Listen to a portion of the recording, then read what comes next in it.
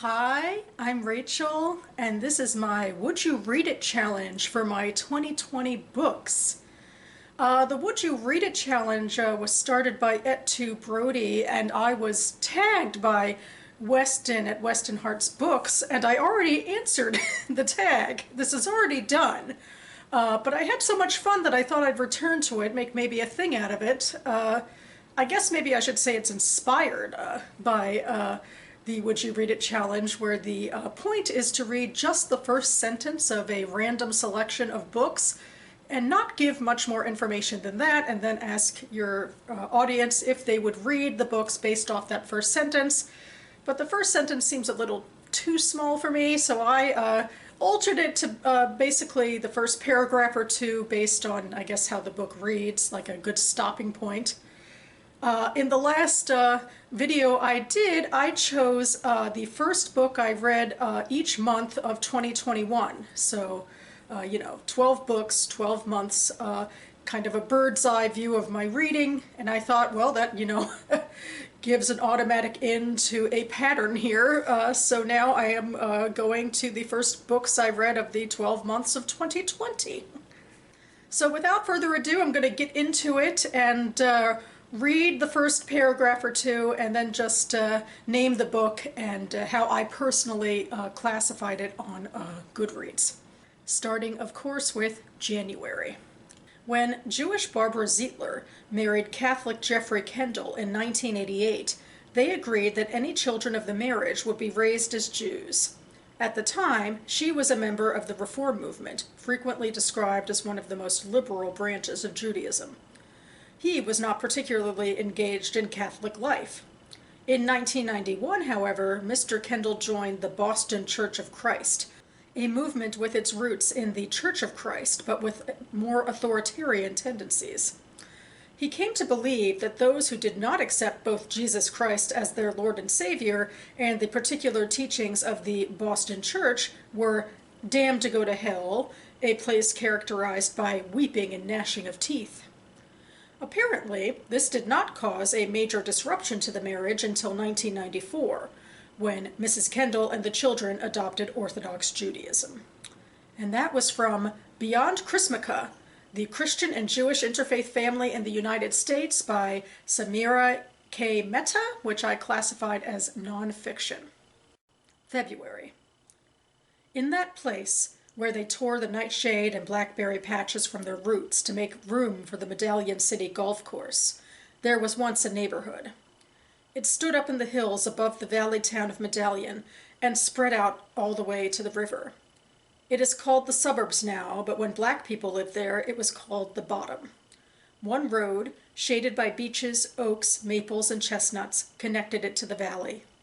The beeches are gone now, and so are the pear trees where children sat and yelled down through the blossoms to passers-by. Generous funds have been allotted to level the stripped and faded buildings that clutter the road from Medallion up to the golf course. They are going to raise the time-and-a-half pool hall, where feet in long tan shoes once pointed down from chair rungs. A steel ball will knock to dust Irene's Palace of Cosmetology, where women used to lean their heads back on sink trays and doze while Irene lathered new Nile into their hair. Men in khaki work clothes will pry loose the slats of Reba's grill, where the owner cooked in her hat because she couldn't remember the ingredients without it. And that was from Sula by Toni Morrison, which I classed as fiction. March. Lydia is dead, but they don't know this yet. 1977, May 3, 6:30 in the morning. No one knows anything but this innocuous fact: Lydia is late for breakfast. As always, next to her cereal bowl, her mother has placed a sharpened pencil and Lydia's physics homework, 6 problems flagged with small ticks. Driving to work, Lydia's father nudges the dial toward WXKP, Northeast Ohio's best news source, vexed by the crackles of static. On the stairs, Lydia's brother yawns, still twined in the tail end of his dream. And in her chair at the corner of the kitchen, Lydia's sister hunches moon-eyed over her cornflakes, sucking them to pieces one by one, waiting for Lydia to appear. It's she who says at last, "Lydia's taking a long time today." That was from Everything I Never Told You by Celeste Ng, which I classed as fiction. April. The royal astrologer, Bafin, squinted at the star chart and tried not to flinch when it seemed sure that the youngest Prince of Elfhame was about to be dropped on his royal head. A week after Prince Cardan's birth, he was finally being presented to the High King.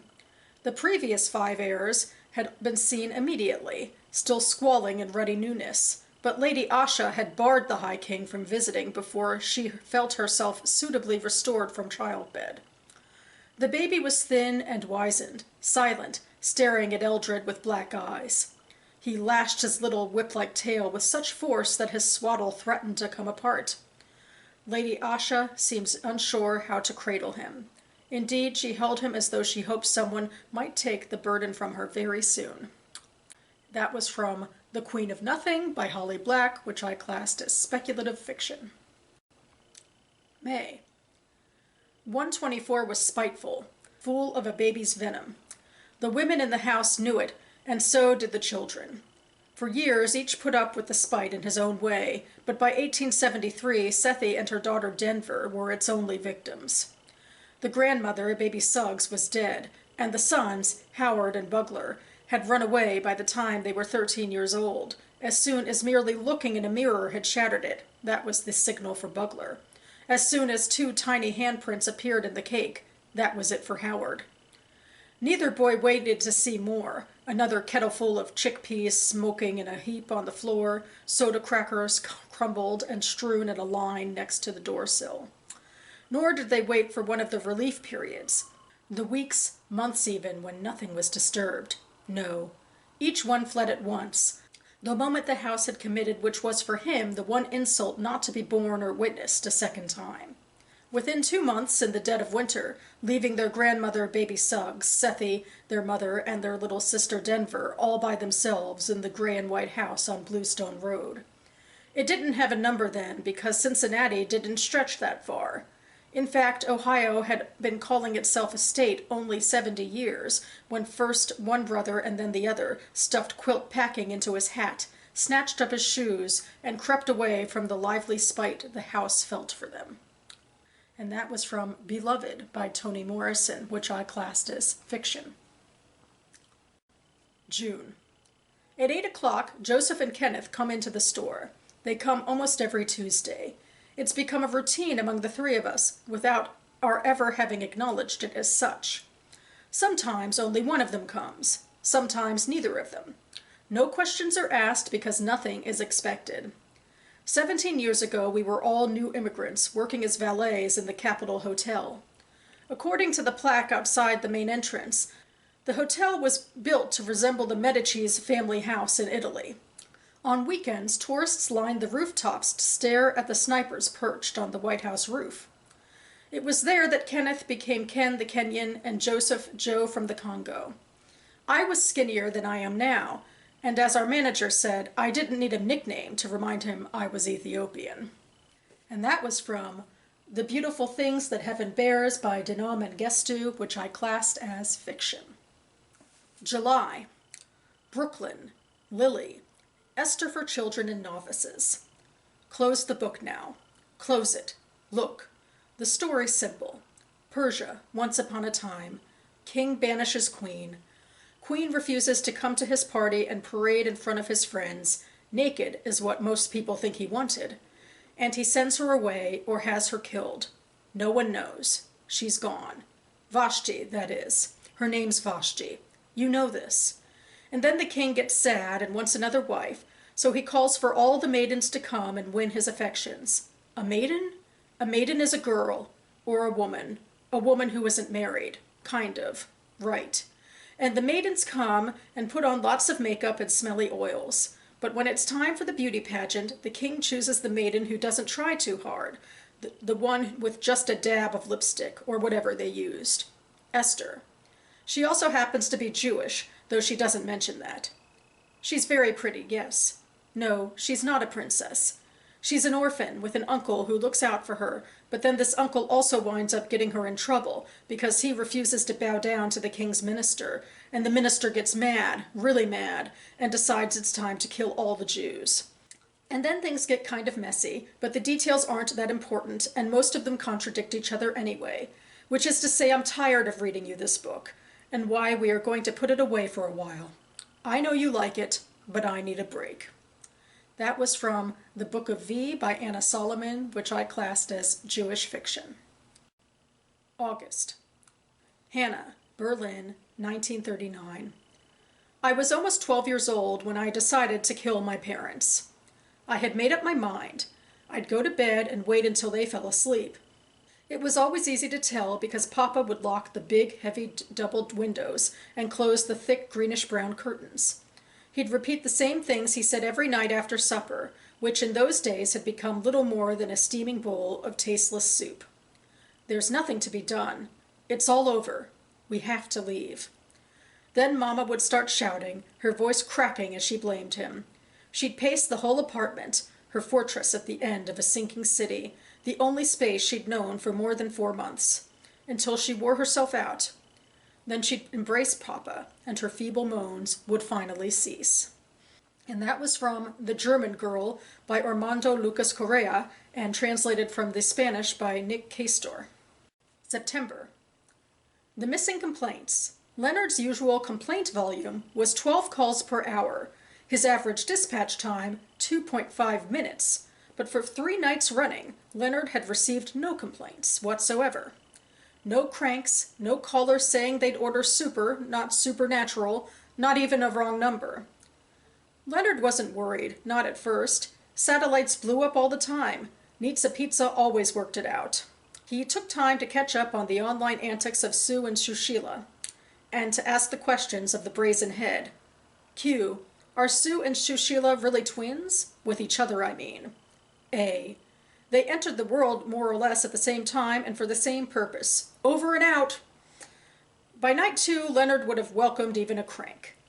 He was not always optimally compassionate with cranks, though on this matter Nizza Pizza was clear. All callers deserve the best, which is to say, a pizza shaped according to the Pythagorean principles. In principle, though not always in practice. Leonard subscribed to this creed, which also stated, "Those who experience a rending of their joy are in pain. It is a sacred calling to restore clients to optimal satisfaction. Pain is relieved through compassion. Compassion is best achieved in a white room and delivered through concentrated listening, use of time-tested listener algorithms, and liberal use of Nizza Pizza coupons." And that was from A Highly Unlikely Scenario, or A Nizza Pizza Employee's Guide to Saving the World by Rachel Cantor, which I classed as speculative fiction. October. Rihanna stood at a window overlooking the city lit in gold sunrise. A new day. Red slate roofs and cypress trees were a view she had seen all her life, but not from this height. This was the Tamberlin Palace with its towers. Blackbirds made a whooping spiral, winging around the towers and down toward the rooftops of the city. She could hear the bells of the eldest sanctuary welcoming the sun. She heard him come up behind her. When she turned, she was struck as ever by how handsome he was. How noble he appeared with that strong jaw, the red gold forelock with a slight curl that fell appealingly from the peak at the center of his forehead. He was a picture of nobility, in ways the nobility themselves rarely were. Ellison Dr. smiled a little to see her. For him it was a rare expression. The man who had conquered Tamberlin and seized its throne showed a stern countenance to most. But now she had often seen his smile turn to her. "What are you thinking?" he asked. "A good morning to you, too," was her sharp reply, and he laughed. A part of her was immediately ashamed. Rihanna knew she had been disingenuous in her sharpness. She'd known he would like it. And that was from The Poet King by Ilana C. Meyer, which I classed as speculative fiction. November. All the day the colors had been those of dusk, mist moving like a water creature across the great flanks of mountains, possessed of ocean shadows and depths. Briefly visible above the vapor, Kanchenjunga was a far peak, whittled out of ice, gathering the last of the light, a plume of snow blown high by the storms at its summit. Cy, sitting on the veranda, was reading an article about giant squid in an old National Geographic. Every now and then she looked up at Kanchenjunga, observed its wizard phosphorescence with a shiver. The judge sat at the far corner with his chessboard, playing against himself. Stuffed under his chair where she felt safe was Mutt the dog, snoring gently in her sleep. A single bulb light bulb dangled on the wire above. It was cold, but inside the house it was still colder, the dark freeze contained by the stone walls several feet deep. And that was from The Inheritance of Loss by Kiran Desai, which I classed as fiction. And finally, December, where actually I'm tweaking things a little bit because it starts with a prologue, and I'm not really a fan of prologues. I feel like they start the story in a place that isn't accurate to the story, so I thought in this case I'd read a tiny bit from the prologue and a tiny bit from chapter 1. So here I go. Prologue. Her father used to tell her the story on summer nights, the tall windows in their parlor flung wide, the tangy air blowing up from the sea. Once there was a boy who made a deal with a god. Chapter 1. Ida swore. Rain pounded sharp outside the open window of the council chamber, a gust of wind whipping aside the gauzy curtain to display the sprawling city below the palace. Blue-tiled roofs, silver-spired towers, a maze of stone streets, all were as familiar to Ida as breathing, all gleaming wet in the rain.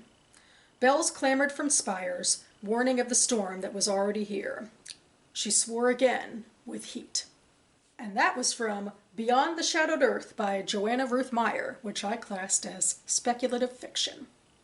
So that about covers it for me now. You can find my reviews that I wrote on Goodreads linked down below.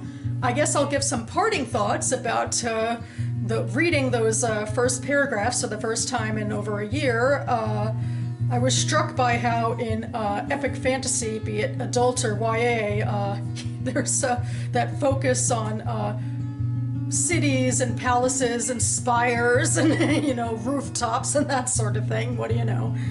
I was also struck by just the beautiful lyricism of Toni Morrison. Sula and Beloved are, of course, two of her most well-known novels, but I actually read all of her novels in 2020, and I definitely recommend them. So yeah, I hope that was an entertaining mix for you, and I'm kind of expecting that in February I'll be back to do the same with my 2019 reading list, so stay tuned. Though more immediately, I will be back later this week to discuss current reading with my Friday Reads. So in conclusion, thank you so much for watching, everyone, and I'll see you next time.